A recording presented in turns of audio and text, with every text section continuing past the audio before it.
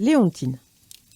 Léontine, c'est un prénom de vieux, lui avait dit à la rentrée une petite camarade malveillante à la queue de cheval parfaitement coiffée. Alors oui, c'est sûr, s'appeler Léontine en CM2 en 2021, ça le fait pas, elle le sait bien. Mais bon, c'est pas sa faute si sa grand-mère s'appelait comme ça et que les parents sont super traditionnalistes dans sa famille. Elle n'est pas du genre bagarreuse, heureusement pour la sale pimbèche à queue de cheval. Sinon, elle aurait fait valser son élastique. Mais bof, Léontine, elle est plutôt du genre gentille, sérieuse, studieuse, timide. Elle aimerait être un caméléon et se fondre discrètement dans l'écorce du grand platane de la cour de récréation. Sous l'arbre ou le préau, elle a toujours un petit carnet où elle dessine des animaux qui n'existent pas. Des dragornes. Une dragonne qui crache des paillettes multicolores par sa corne scintillante de licorne. Des liétus.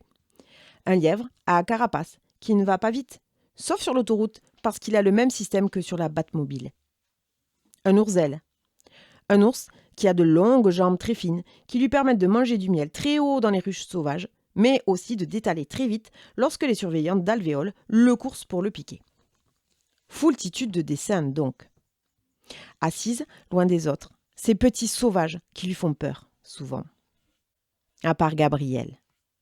Il n'est pas dans sa classe, il est dans celle de Madame Saunier, la directrice de l'école primaire. Mais parfois, ils font ce qu'on appelle du décloisonnement. Elle n'aime pas trop ça, Léontine, de se retrouver avec des enfants qu'elle ne connaît pas. Surtout que c'est dans ces moments-là que les pimbèches à queue de cheval ou les gros balourds à casquette viennent lui chercher des noises. À cause de son prénom, à cause de ses habits, à cause de sa façon de parler, à cause de ses dessins, à cause de son végétarisme. Elle était rentrée les premiers jours en se disant qu'elle ne survivrait pas à ces temps de décloisonnement. Elle avait beaucoup pleuré. Sa maîtresse était vraiment super. Elle l'aimait beaucoup. Le reste de la classe, c'était pas sa tasse de thé. Mais le salut de Léontine, c'était dans la routine. Les habitudes bien huilées, les repères fixes. Alors, elle savait qu'elle allait s'y faire.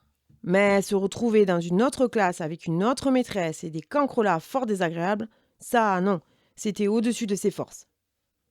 Puis, à la rentrée de Toussaint, il était apparu. Un ange blond tombé du ciel, avait-elle pensé. Gabriel était un petit garçon fluet, avec des traits fins. Blond, studieux, rêveur, diaphane, maladroit, allergique aux fruits à coque. S'ils avaient fait l'amour est dans le pré, c'est certain, ça aurait matché de suite entre eux. Sauf que les gamins ne connaissaient ni l'un ni l'autre l'émission, car les parents de Léontine étaient contre les écrans, et la maman de Gabriel trouvait le concept de télé-réalité trop voyeuriste. Donc bon, pour ceux qui n'ont pas non plus la télé-réalité chez eux, c'est un peu comme dans le film des sous-doués en vacances et du Love Computer. Non ? Toujours pas ? Bon bref, ils étaient vraiment destinés à se rencontrer. D'ailleurs, c'est ce qui arriva le 22 novembre. C'était un lundi. Il faisait quelques averses de temps en temps. Madame Saunier, la directrice, avait pris un groupe de 12 élèves, dont nos 2 protagonistes faisaient partie. Ils s'étaient rendus au parc de la Buissonnière, non loin de l'école, pour collecter des feuilles et des marrons afin de créer une fresque de land art sous le préau. La sortie promettait d'être chouette, malgré la météo. Arrivés sur les lieux, la collecte avait commencé. Ils étaient munis de petits paniers pour récolter leur butin. Raphaël, un grand gaillard un peu idiot, commença à pousser Gabriel, cherchant à le faire tomber dans une flaque de gadou. Bien entendu, en grand courageux qu'il était, il faisait ça dès que la maîtresse avait le dos tourné. Finalement, il parvint à ses fins et Gabriel s'étala de tout son long dans l'eau boueuse en hurlant. Madame Saunier demanda des comptes. Gabriel, grelottant, préféra rester muet. Léontine, quant à elle, adepte de la justice, se plaça devant le coupable, doigt pointé comme une flèche vengeresse, en dénonçant l'infamie qui venait de se produire. Raphaël, hilar, expliqua que non, ce n'était pas son intention, mais que Gabriel étant allergique aux fruits à coque, il avait voulu lui sauver la vie car celui-ci tenait un marron dans sa main.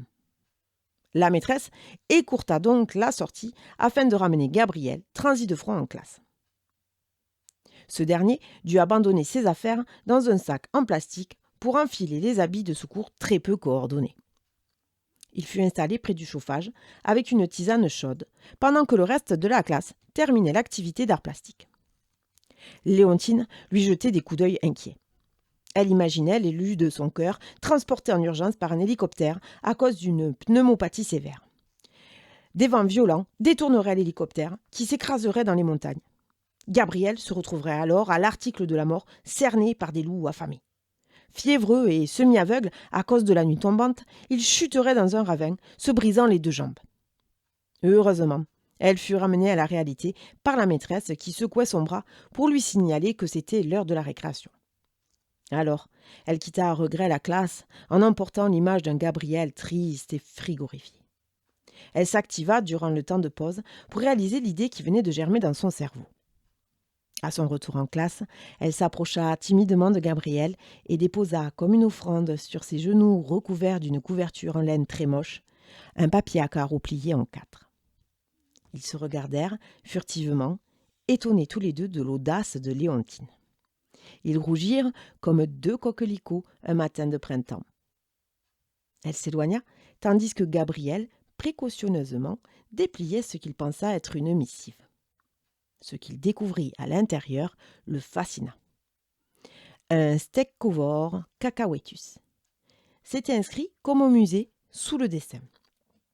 C'était un steak de bœuf portant un splendide collier de marron qui collait une baigne, un bonhomme, avec une casquette reconnaissable entre 1000, celle de Raphaël Ponty.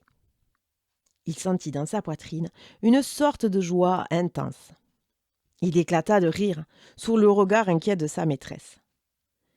À sa place, très concentrée sur son collage de feuilles d'automne, Léontine, sans le regarder, souriait de tout son visage, sentant les yeux reconnaissants de Gabriel posés sur elle. Certaine d'avoir trouvé en lui un allié pour le reste de l'année scolaire, voire plus, si affinité.